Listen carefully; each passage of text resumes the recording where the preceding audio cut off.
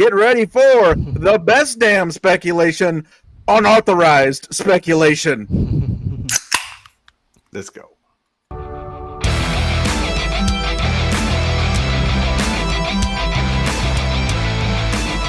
Welcome on in. This is United Football Media. Tell me about it. The best damn football news recap show out there.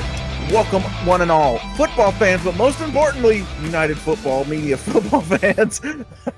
We got our guys Tug from the Panthers show for now. Well, that's what we'll call it now, the Panthers show for now. And our guy from the cow pasture, Josh from Brahma Bullpen and brahmabullpen.com, the best independent sports coverage website that's going out there. Check it out as much as you can.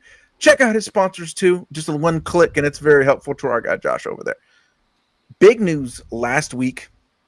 We're here for some updates. Josh has continued to do some digging on his end with the paperwork side.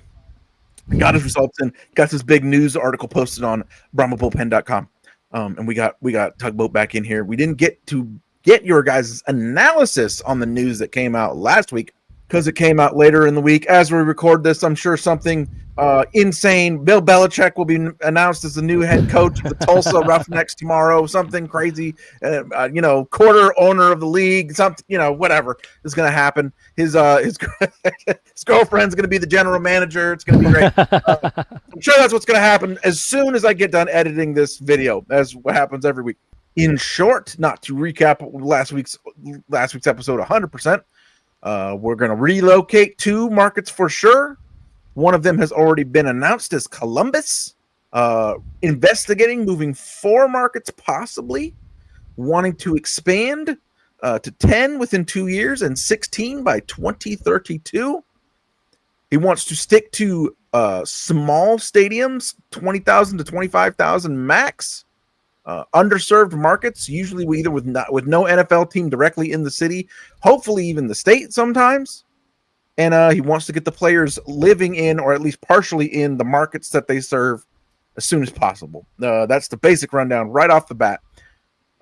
Josh, give us your thoughts bringing this individual. So when this rumor broke a couple weeks ago, where we found out that some teams were probably going to be relocating, you were the voice among much panic, saying that the league is not imploding. This is the league getting stronger. And then a couple weeks later, it seems like that bore out to be absolutely the truth, since now we have a big-time businessman involved in the ongoings here, making moves that we all have wanted, all thought were smart, have all talked about for a long time. It does appear as if this soft reboot of these markets and some of the business initiatives is the league getting stronger. Looks like you were right so far. We'll see what happens. Let me know what your thoughts is on all this huge news that came out last week. The league is not imploding. It is improving. And the best thing that I have seen that I like out of this is the statement has been made. The new billionaire investor putting money in this thing that's going to take over marketing and business says he's going to take it as a personal offense if he doesn't get to 16 teams in 10 years. He wants to be at 12 teams in 4 or 5 years. I can't remember the exact number he said. But going along with the expansion that the UFL is already looking at, trying to get to 10 and then to 12. And I'll tell you, the best part about it is a standard's been set. He set the standard for attendance. He is looking for 15 to 20,000. It's in the UFL article that the league put out. It's in the ESPN article. It's in the front office sports article. Everywhere he could say it, it's in there, and that's the standard. So I hate to break it to even the San Antonio fans. This is going to be my big push when I'm making Brahma Bullpen content. We averaged 11 or 12,000. Our best game last year was 14,000. That's not going to cut it. There won't be a petition, a crybaby on social media, an excuse you could come up with about it being hot outside or a bird pissed on a wire. Here is the standard, 15 to 20,000. And if you don't have it there, I'm not saying that the 11,000 Brahmas faithful that went to every game will be the ones to blame. Unfortunately, they're the ones that have the love. And this is true for the other markets that are getting relocated as well. It's a shame for the 1,000, 1,100, whatever it was, Birmingham Stallions fans that went to the football game on Mother's Day, those 1,100 people, I feel terrible for because they're real dogs. They're real fans. But understand, all you fair weathers, the other 8,000 that use whatever excuse you could not to be there, and the other 5,000 that used to go to the games before the merger that are no longer there, you people, it's going to be your fault. The standard set. So improving. I want this league to last. I want to be an old man still going to Brahmas game 20, 30 years down the road. I know that's what the ownership team wants, and it's up to the markets to make it happen. The league is not responsible for you buying tickets to go to the games, and I'm not trying to blame like I said, the faithful. It's your buddy, right? It's your friend that would go to a Cowboys game with you, or an Aggie game, or a Longhorn game, or a UTSA Roadrunner game, or whatever other market you're in, but won't go to a Brahmas game with you. It's those people that are going to be to blame. Get your butts in the seats, people. So one thing I did want to bring up, as you were discussing it, improving and stronger, we're talking about the goals for expansion. Some of those might seem kind of fast or kind of steep, but keep in mind here that they already got proposals from 30 cities. So they kind of already have an idea of what they might want to do. And now they're just trying to figure out what the best way to go forward doing it is. So if they take this initiative that Mr. Ripley has, and they find the right size stadiums, they find the right types of markets, that will inform them on which of those proposals they're going to pick to go ahead and go forward. So it's kind of like a test in real action. They're going to get into these new markets, make sure that this smaller stadium underserved market idea works, and then bam, they're going to fly forwards and expand into other markets who can give that to them. So that's probably the preloaded plan as far as expansion goes.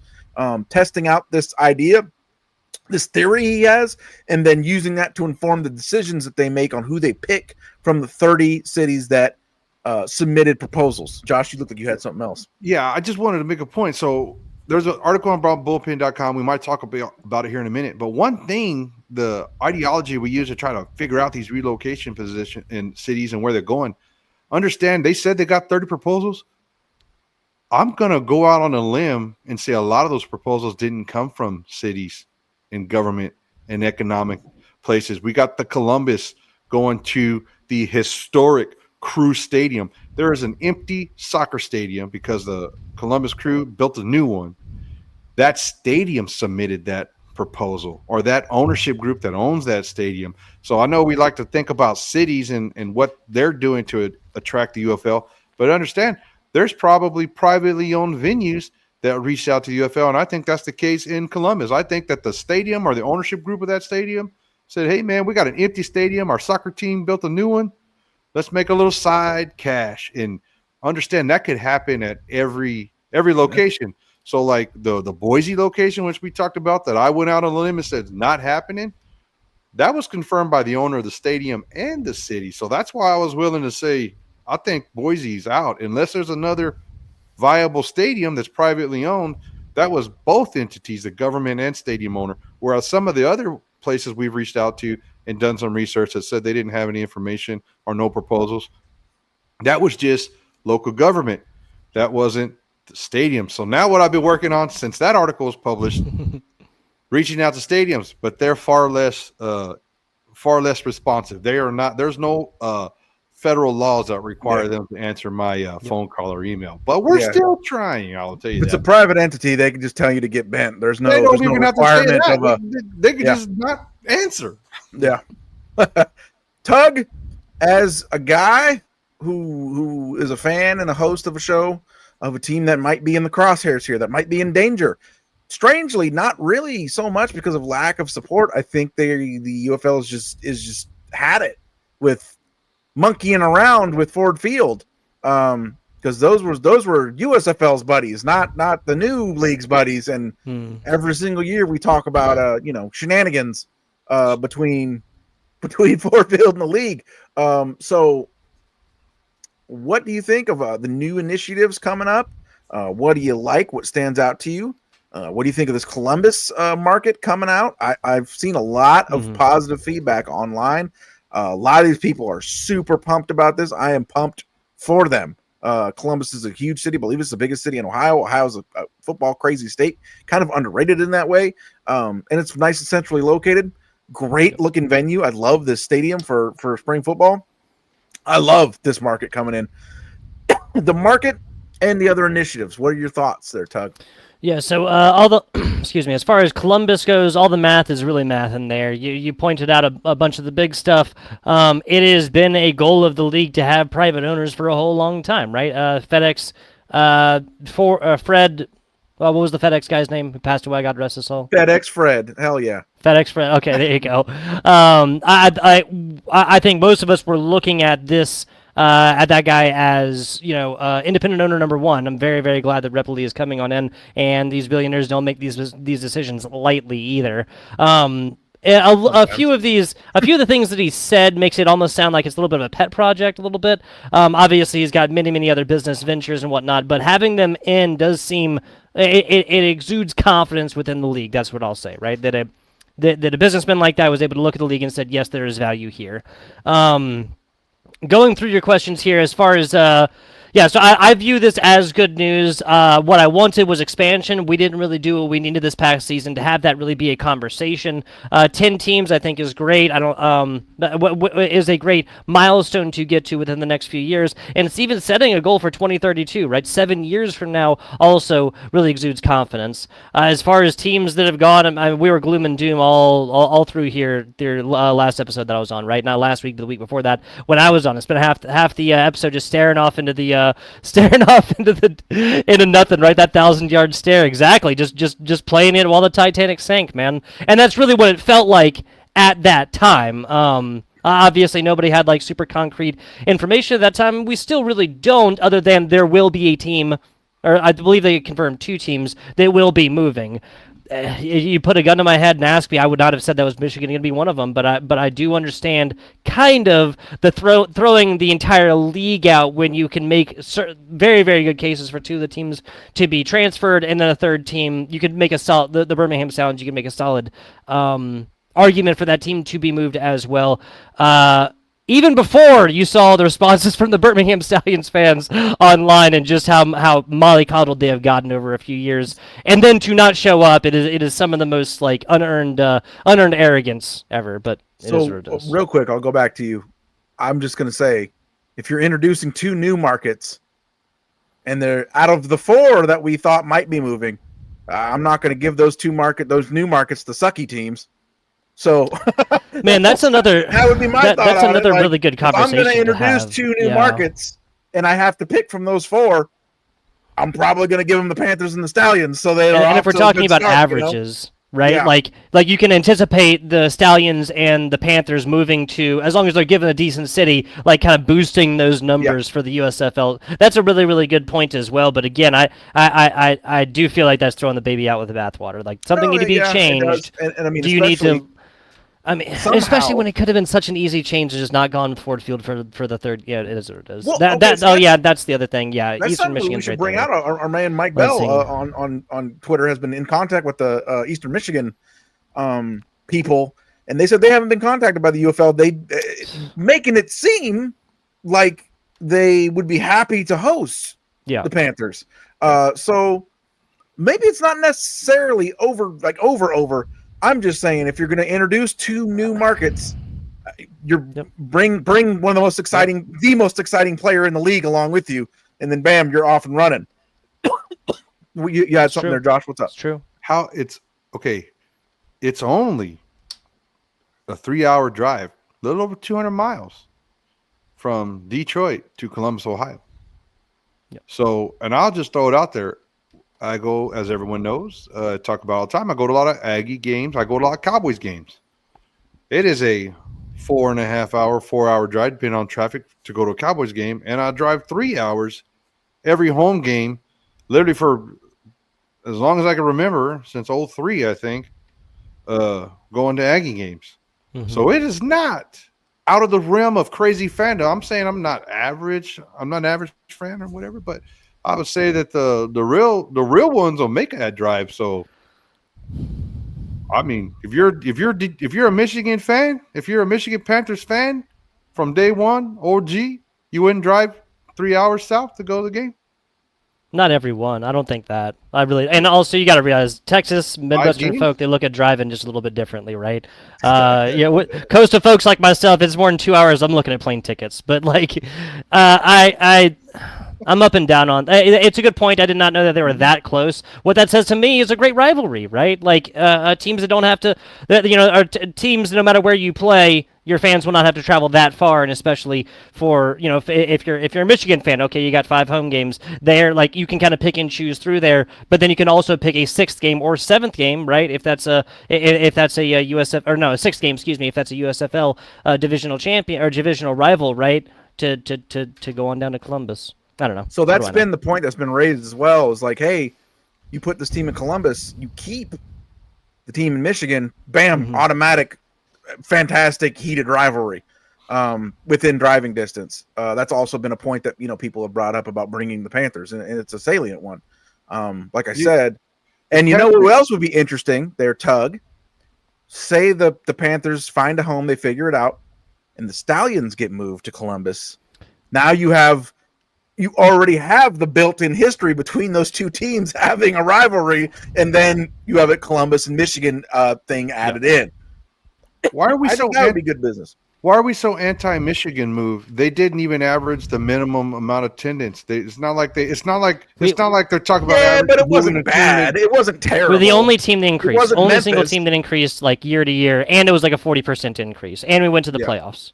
Or sorry, we didn't just go to the playoffs. We beat a team we've never beaten before, or that Mike Nolan's never beat before, and then we went to a championship. Fan. We've won 3 championships, so we shouldn't have to move. Like I didn't say we won 2 championships. If there was a year in which you determine which team is going to leave, why would you pick one of the teams that went to the championship?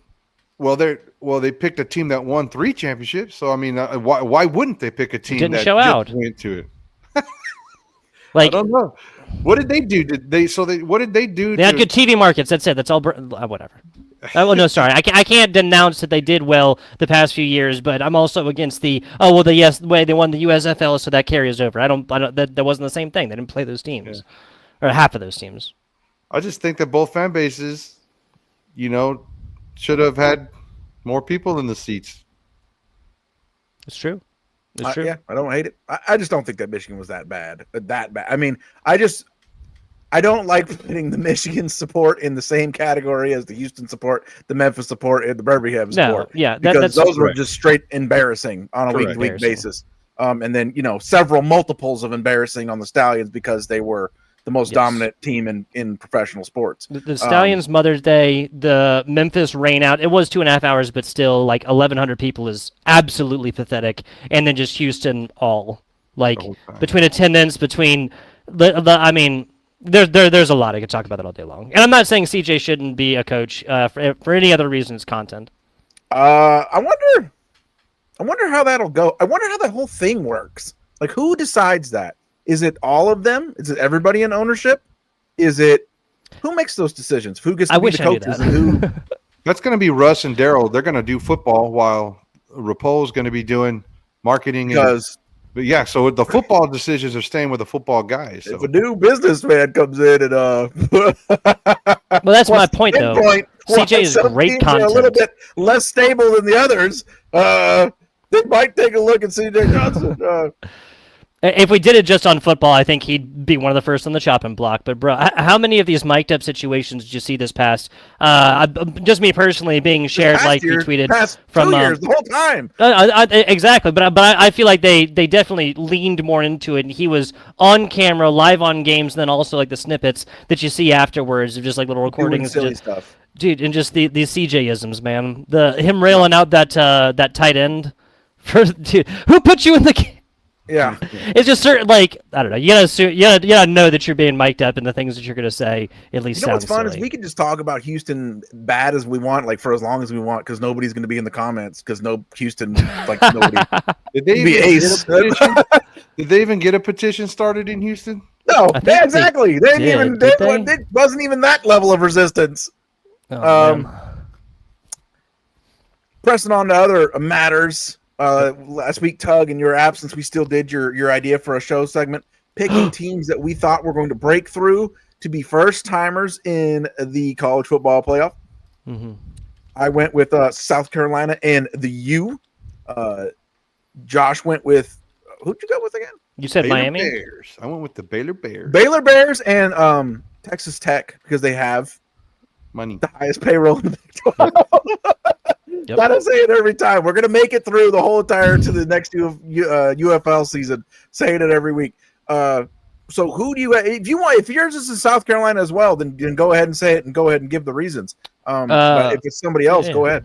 I got a few teams here if we want to skip around conferences and whatnot. For the SEC, and this is, gun to the head, got to make a decision right now. Me and Josh have talked plenty about Texas A&M. That's not where, and I do genuinely believe they have all of the right things to make a playoff push, whereas I'll just say there has been a lot of disappointment over there when you have all of the building pieces. I feel like that. Can we agree on that, Josh? No? Okay, we can't agree on that. He's plugging his ears. South Carolina, yes, I love it, but if I had to say most likely, I'd have to say Missouri. Eli Drinkowitz has performed voodoo magic to get this schedule. They don't leave the state of Missouri until late October, I think. I think 6 weeks, something like that. Now the schedule gets a little bit harder towards the back end, but the first half they only play us and Alabama. FCS team to start off, right? Arkansas State, which they have actually, I believe they only played like once, even though they are right there. You're talking about a Missouri team. I believe they've gone 21-5 over the past 2 seasons. Excuse me. And when you give, I think that establishes, and Missouri is a squad that can go forth and do good things when you give them an easy schedule, and this might actually be the easiest schedule in 3 years. If you go through the schedule, and I'll make a coughing noise when I think they're going to lose a game. How about that? That's fine. Okay. Well, I'll be waiting for a while then. Okay. The SEC is kind of open. Outside of, are we allowed to even speak the words on this show? I think it's pretty clear, depending on the hype that plays out or not, who the favorite in that conference is going to be this year. But other than that, maybe a little bit of burnt orange. I got you. Maybe a little bit of burnt orange dominance this year. Hey, real quick, I just want to share a joke. See this? This is my college football 26 pennant I got for pre-registering the game. It's got random teams in there. If you look right there, that used to be a T-SIP logo, but I copied and used tape and put a Brahma. The only horns allowed in this room are Brahma bullpen horns. So just going along with your burn orange talk there. So what are you thinking about this schedule there, Tug? Let's see. Starting off Central Arkansas, then hosting Kansas, hosting Louisiana, the Raging Cajuns, hosting us from the other Columbia, hosting the University of Massachusetts. What are you talking about? Hosting the University of let me finish. Hosting Alabama. If you're gonna catch Alabama, you'd love to host them. Auburn, yes, fair, Josh. Auburn next with Hugh Freeze. I could see it, but I feel like this is a toss-up. Vanderbilt. Closer to a toss-up, but I'm still saying Missouri. Texas A&M. They're gonna lose that game. Diego Pavia back. Yep. Going down. Diego Pavia. Everybody does love him. I think some of the magic dissipate. I believe he's a great player. I believe some of the magic dissipates this season. I don't think the team's prepared for him last year. Mississippi State. You'd love to actually play in Mississippi State to get one of your away games out of the way here, but they are hosting. And then Oklahoma. I think Oklahoma should have who they were last year. And then at Arkansas, I build me 3 losses. Alabama, A&M, maybe either Arkansas or South Carolina, or either Auburn or South Carolina. Yes, one of those which you host, and we are, I think, 1-8 or something like that, going to Missouri with Shane Beamer. So I think the numbers kind of speak there. I know a lot of people are really high on Auburn, but yes, if I had to pick, not one of the favorites, right, to go forth, maybe not win the SEC conference, but just to make the playoffs, right? Now that the playoff rules are different, so that the winners of the various conferences are going to be in the playoffs, but they will not be gifted. I'm switching it over. Hang on a second. See, he's telling lies. That's why this thing cut off. Yeah, they're like, Missouri's doing what? Boom. Yeah. Tell me about why he said that. And I like this because I'm grilling you about what he said. Why would people be high on Auburn? Can you explain that to me? They underachieved last year. They're breaking in a new starting quarterback. What are we talking about here? I mean, I'm not high on Auburn. I just think they're going to still be better than Missouri. Yeah, probably. Yeah. Yeah, I don't know. I'm not high on Auburn. I'm personally, but A lot of people have been. yeah. That's what I'm asking. Why? Why are people high on Auburn? We can't name the quarterback. They I underachieved think last year. part of it is the decrease in the quality. Well, sorry. I think everybody's kind of like gotten a little bit closer towards an average, right? Okay, Not Mississippi like I State, said, it's obviously, pretty but you wide look open, at so yeah, exactly. I mean, Vanderbilt's has always been the whipping boy of this this entire conference. And look at what Diego Pavia is. He's winning on the field, not the field. He's suing the NCAA and winning, man. Like because I've been watching this Netflix SEC thing, and they said that, and they were making this big deal about why Vanderbilt sucks and they're always the laughing stock and the doormat. Would you like to say why? Because Vanderbilt has different academic standards than the rest of the SEC and is basically the Stanford of the SEC and deals with a bunch of bullshit that the other teams don't have to deal with. Yeah, they get beat a lot, but like, please, can we be like a little bit fair? God, I almost said another cuss word. We're going to lose our PG-13 rating.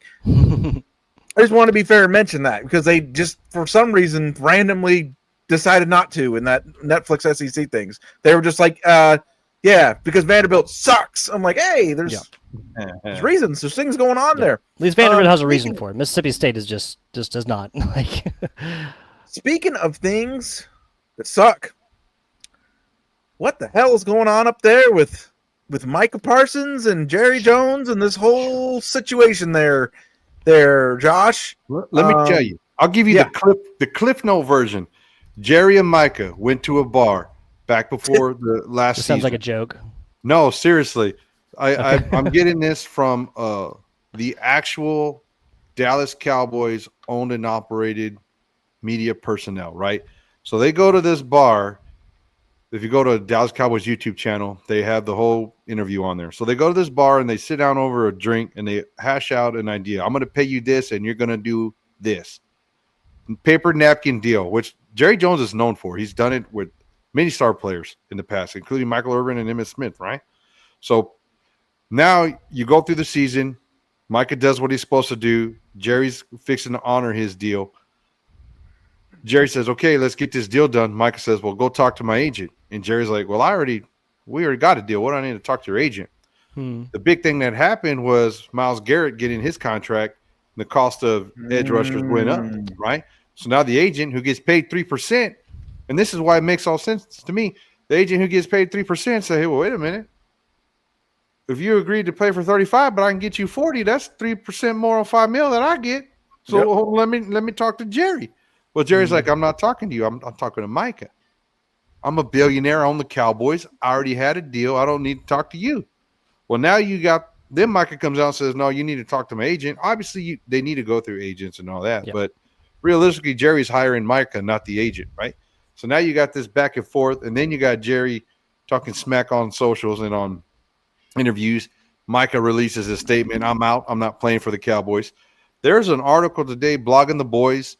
One of the people that I watch and read up on and keep their give me my Dallas Cowboys. They're basically saying they're hearing from inside the organization that Mike is so pissed off that he probably will not play for the Cowboys. Now that was like up until today. Now what happens tomorrow, I don't know.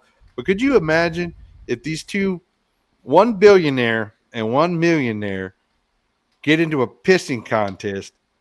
Neither one of them really truly have to get up and go to work tomorrow, right? Like the ultimate pressure that we face every day is not my boss and me getting a pissing contest. I'm still going to work tomorrow regardless, right?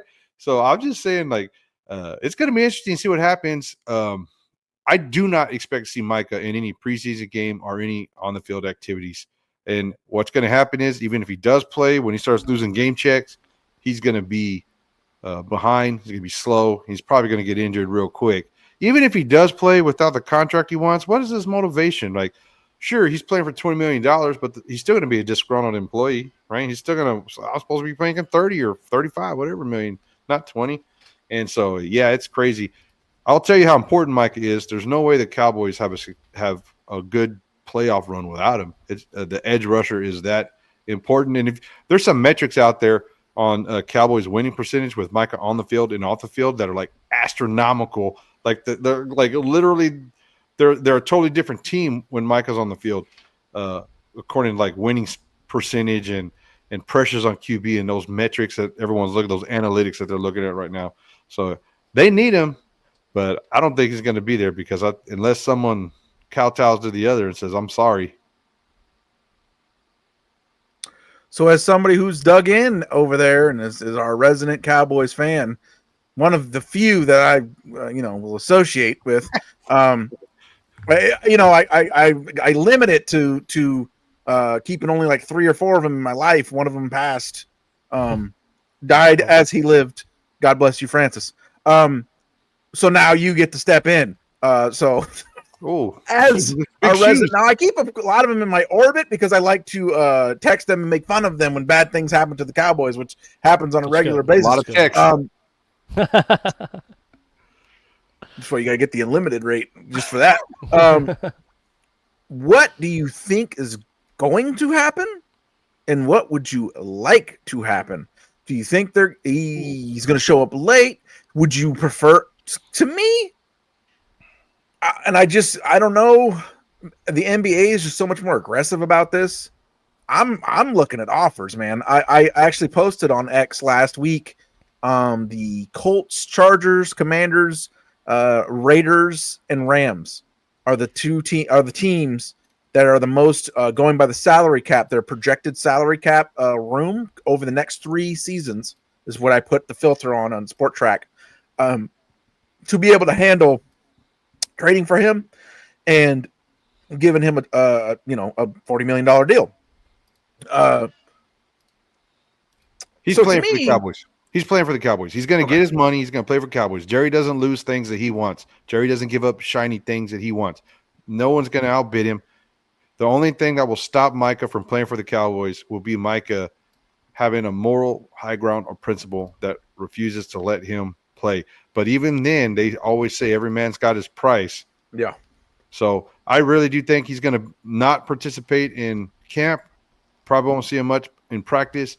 I really do think leading up to the season, maybe a week or 2 out, he's going to get his contract or at least something that he wants. Maybe not the full, 4 or 5 year deal, but maybe like a big 1 year or extension with a big bump, signing bonus. Jerry's going to pay the man, and he's going to be on the field. But I'm letting all you LA Rams fans particularly know, despite Sam Darnold's post on X today, Micah will not be in your uniform.